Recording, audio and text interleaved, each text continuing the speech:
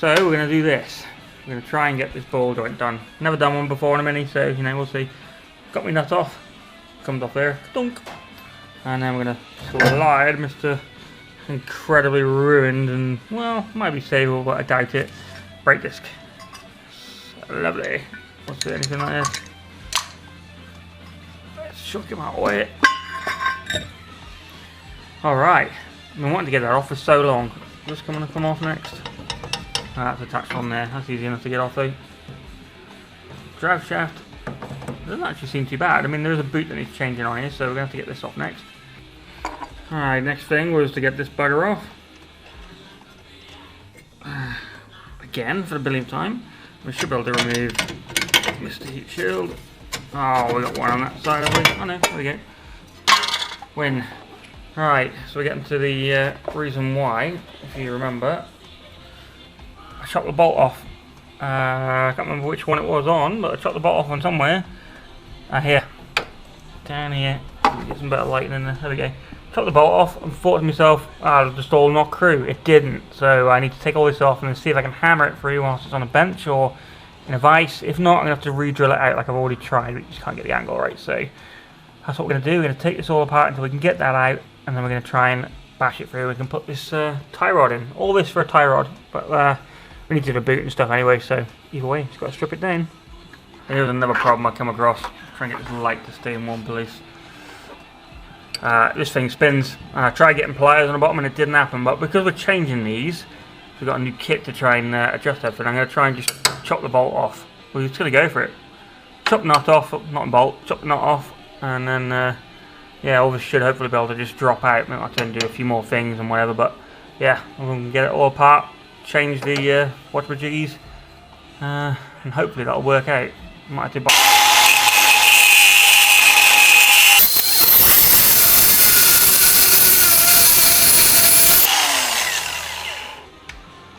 yeah, boy.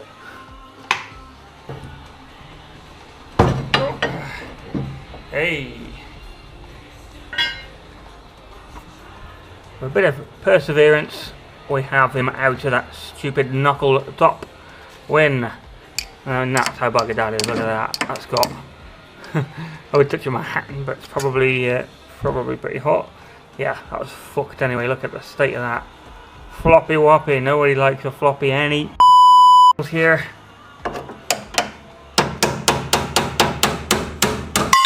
Hey.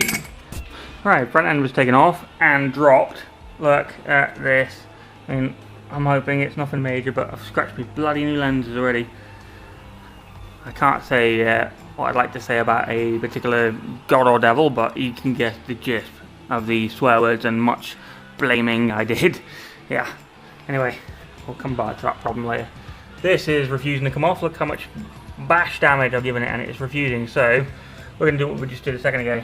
Difference is I'm going to cut inside there, and then it'll drop off, and then we can friggin' worry about the rest of it afterwards. This has been the bane of the Mini so far, this piece of crap, other than the electrics. Alright, that's what rage gets you. Chopped in half, mate. There we go. So this fucker can now come apart. Probably super hot still, but this should, crucially, slot out. There we go, look. Kaboom. What a piece of crap you are, sir. You see, look, the ball bearing or whatever, something's imploded inside there, so what an actual pain in the ass. So I'm going to have to try and figure this shit out. Probably get that pressed in, so I'm going to have to order a bearing kit as well. Why not? So we're going to try and do those ball joints. As far as I remember, it's take the cap off and unscrew them. I hope.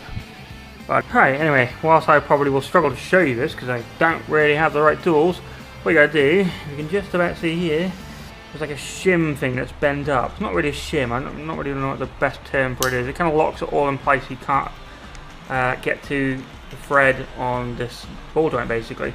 So you get a big enough socket on there and you'll be able to wind it off. But obviously if you try to put it over there, you've got no chance because these little lugs normally face up. So you got to get a screwdriver in there and flatten them down basically. Anywhere where it's covering the end of this, flatten it down that way, and then you can get your socket on, get hold of this, ideally get it in a proper vise, and then you can wind it off and then the new one goes on. It's literally as simple as that. But getting this off might be tricky, and that rain is insanely loud.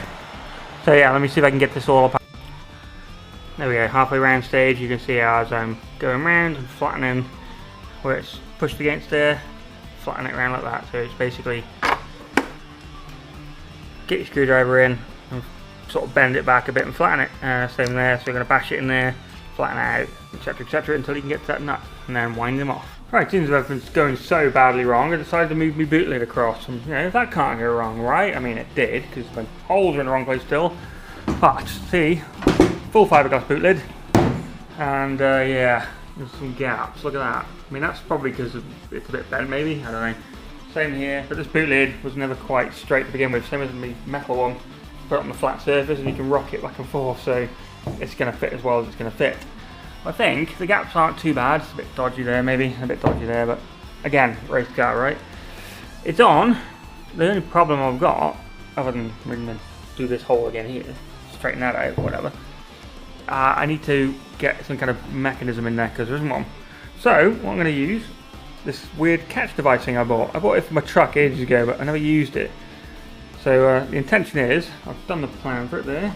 I cut the hole out, slot them in. Probably not going to fit perfect, but then this piece here will lock on the inside edge of there, like so. And when you want to open it, obviously unlock it with your key, press the button, whoop, that opens, and the mechanism drops. So you should be able to, hopefully, open this up without too much issues. If I have to trim some of this off, I will. Well, it went pretty well, other than the bit I cut out fell on the inside, but I can get that out later.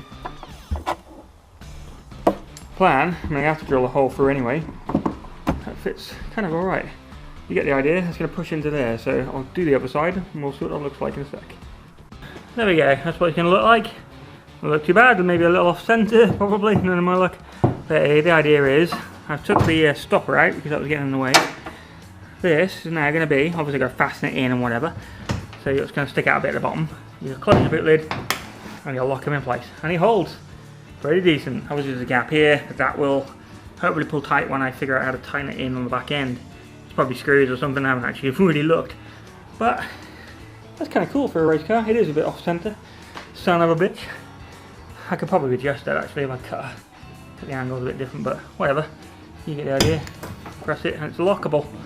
That's all I give a shit about. And then obviously, I might sound a bit old because I've got my t-shirt over my face trying to stop myself from breathing in this from breathing in this fiberglass because it's not good for you, but yeah, I'll probably try and straighten this up a little bit and lock it in place. There you go, a little bit of minor straightening and it looks better.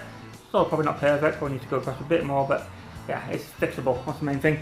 The only hard bit is going to be getting this angle. I might have to try and bend it maybe, but if I push it hard enough, look, it does actually go fairly flat. It doesn't be perfect, but I'm quite happy with that.